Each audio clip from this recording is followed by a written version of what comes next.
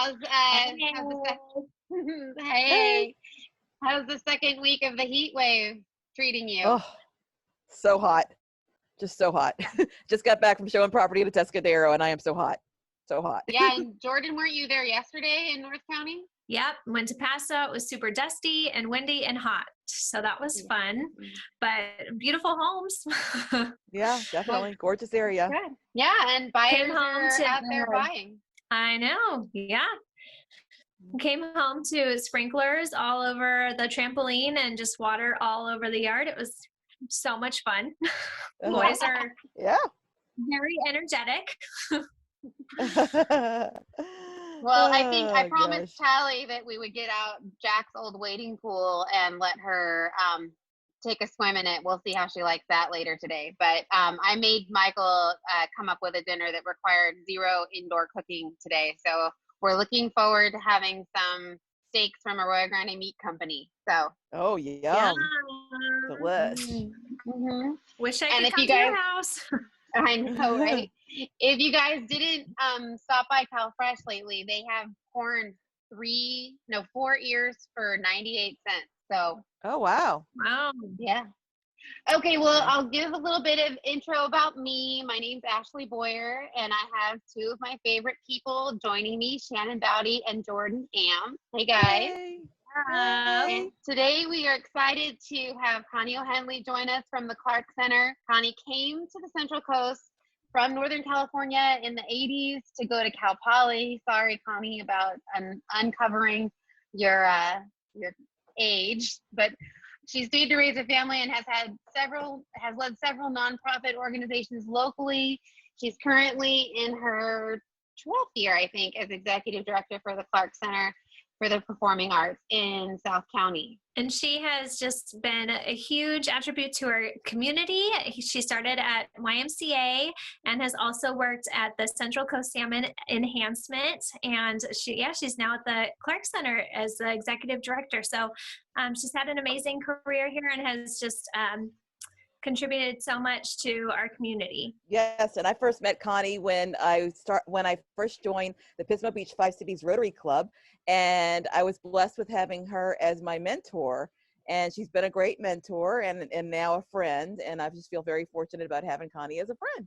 Yay! So let's bring her on in. Hey, Connie. Connie. There she is. Oh, look what she's got behind her. Yay. Well, are you staying cool? You're cool in the theater. We were there yesterday and it's nice and cool on hot days. So that's a good place to be. It is a very climate controlled building. That's for sure. That's awesome. So our first question, just to give viewers a little bit of a background on the theater, if they're not familiar, how it operates as a nonprofit and who it's meant to serve, who it serves on a regular basis. Great. We are a nonprofit organization. We work hand in hand with the Luciamar Unified School District that owns the building, but we actually manage it on a day-to-day basis. So we're responsible for all of the contracting, all of the booking of activities, all of the tech support, and then all of the fundraising that goes along to take care of this beautiful facility for all of our community. Last year we had a little over 370 rental days, everything from talent shows to professional touring shows to dance recitals to business symposiums. So it's a really busy space that the community uses for all kinds of things. That's awesome. Amazing. That's great. So, Connie, what has been your biggest challenge since this shelter at home mandate that we're having right now? Well, the first big challenge is March through June, our busiest months. About 2/3 of our activity happens within a 3-month period. And so we've canceled over 100 events. And so just the communication, how do you communicate with 1,000 different patrons on $100,000 worth of tickets that they're holding? What do they want to do with their tickets? Do they want to hold on to them because we're going to postpone and do concerts later? Do they want to use them as a gift certificate? And then that whole communication piece as well as trying to help our renters navigate it. You know, we're getting phone calls even now. Well, should I cancel my show in September? Should I can't, you know, should I hold it? When should we do this? You know, and we just don't know. So that kind of continues to be the biggest challenge, is the unknown of what's happening. Now that we're kind of over that bump of handling all the ticket people, this also is our busiest time for planning. This is the time of year that we're booking all of our season for next year. We're securing all of our sponsors. We're recruiting new members and donors for next year. And so how do you do that in that climate, and learning, you know, what we need to do, what next season is going to look like, when's it going to start, what kind of shows, all of that. So that's kind of the biggest challenge now. Once we got through that initial shock of, you know, how do we let all these people know and communicate with all these people, now how do we move forward? Yeah. Very interesting. Yeah. So Connie, I know you work with a lot of artists and they tend to march the beat of their own drum. What is the most interesting request that you can think of that an artist has ever requested that has come to the Clark Center? Most interesting, you know, most of them are the really odd food choices they have, you know, from everything from, you know, a very, very specific granola bar, or, you know, a juice drink, and, you know, we have to go on a hunt. One show needed Wonder Bread. Oh, wow. Well, we found out that Wonder Bread is no longer sold in California. Oh, Wow. what did you do? So we didn't have that. Fortunately, we started looking, because all of us were like, well, that's weird. I don't remember ever seeing it in the stores here. And so we were able to get them to buy a loaf somewhere else and just bring the packaging with them that they needed it for a prop. Oh my goodness. Oh, Get the funny. that want, you know, has to be pink flowers, not red flowers on the stage, and, you know, those kinds of things. What we do find really interesting is sometimes the writer looks very, let's say, pretentious, very specific, lots of different needs. And when the artist actually gets there, they're like, oh, no, we didn't need that. We don't need that. That's fine. So yeah, a lot of fun stuff. Wasn't there one? Have a lot of I remember there was one a while back that, because I'm on the board, and so I hear some of the stories. And wasn't there one that said he confessed to you that the only reason he had those details was so that he made sure you read the entire contract or something like that, so that you got down deep enough into the contract? Oh my Yep. goodness. There are some of those. You read the paragraph, and at the bottom it says, "Just kidding, just making sure you're reading it." Oh We have my a God, group of comedians funny. that we've had that have a hilarious one. Every other paragraph at the end of it says, "And chocolate would be nice too." So we've had some fun ones. Oh, that's funny. Oh, wow. So, you know, because artists are such interesting people and everything, without mentioning any names, of course, what is your most memorable experience with an artist, good and bad? Well, good is easy. Anytime you get invited into a tour bus with one of your most favorite country music stars to drink tequila, it's a good, good fun time. Wow. Lucky girl. Wow. So that's always fun.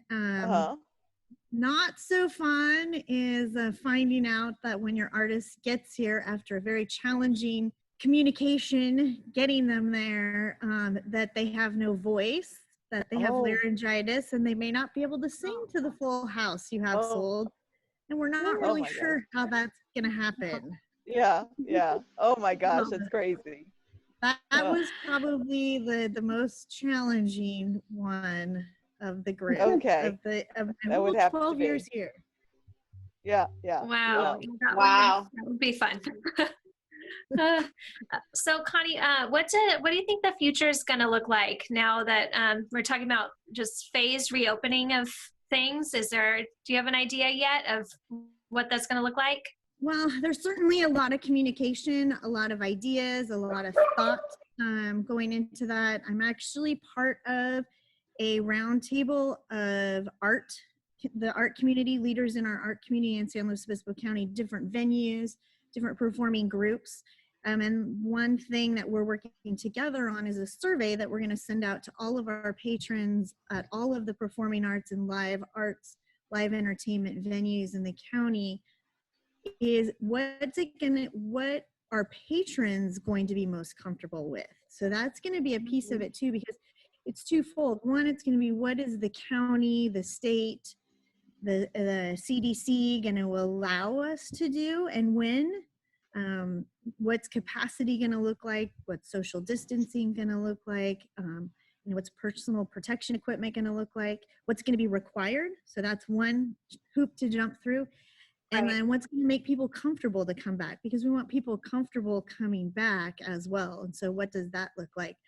So fortunately, as we keep talking about the silver lining and all of this, it's really brought together a fabulous group of people locally and then also statewide and nationally that are talking about this all together. Oh, that's great. So you have some support. Yeah. There's not a lack of information out there. Yeah. Oh. No, there is certainly a lot to come through, especially what phase you might be in the phase reopening, because there's a lot of gray area between what constitutes phase 3 and phase 4. So, but yeah, I think it's all about comfort level too. I agree. Right. Yeah. Well, and we're different. We have 600 seats. So does that put us into the phase 3, or are they just going to look, everybody who happens to be a theater in phase 4? So there's, questions that still haven't been answered. And I think that there just isn't an answer yet. So we're continuing to watch that, but certainly planning for the future, really excited about the future and how we can come back stronger. I've challenged all of our staff to take this unscheduled downtime and really look at our systems, our facility, our operations, and how can we make our organization better moving forward, better communicating with our patrons, offering services. One of the things that I was reading an article this morning about one theater down south, they're actually looking at the possibility of doing live streaming at the same time. So they can charge, a live streaming fee for the patrons that don't want to come in and still open the theater for those that do want to come in and do some sort of a combination of that. So it's interesting how creative people are getting, which is fun to hear all these different ideas instead of just the doomsday kind of stuff. So yeah, that's good. Yeah. In our community, that streaming idea is kind of interesting, even in our community for the people. I was just thinking we have an older couple that had been having challenges making it to all of our shows, but love to come and see the shows. And if we can provide that to folks like that in the future, regardless of the, I guess, health risks involved, that would be a neat add-on that we pivot and learn something new. So, well, thank you so much for coming on and being part of our show. And I just want to welcome you to our first show. So thanks for being our first guest. And we look forward for inviting me. We look forward to being in the theater with you, and hopefully sooner rather than later. Yeah. Thank you, Connie. Thank you. Thank you so much for tuning into our show, and stay tuned next week when we'll have a new guest on. And I'm Ashlea Boyer. I'm Jordan Hamm. And I'm Shannon Bowdey with the Pismo Beach team.